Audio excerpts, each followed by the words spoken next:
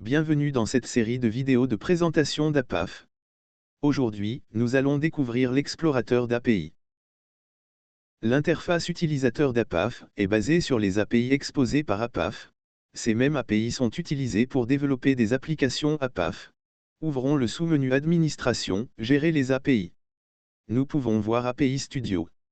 Sur la gauche, nous voyons l'arborescence des API, regroupées par plugin.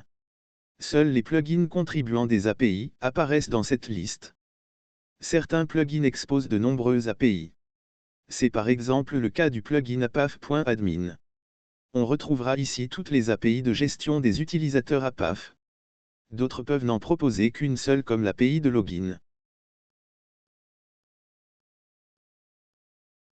Intéressons-nous aux API exposées par le plugin apaf.runtime.properties. Il expose 3 API.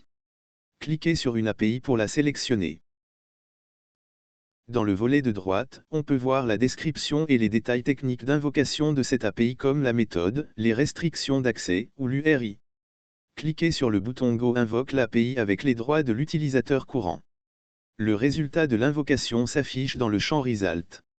Ici, l'API retourne un tableau d'objets JSON. La seconde API demande un paramètre name transmit via l'URI.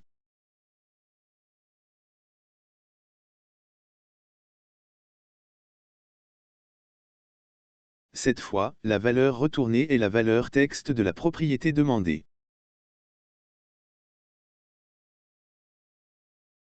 Ceci termine notre démonstration de l'API Studio APAF. Dans une prochaine vidéo, nous découvrirons le mécanisme de gestion des traces APAF et l'aide à la résolution des incidents.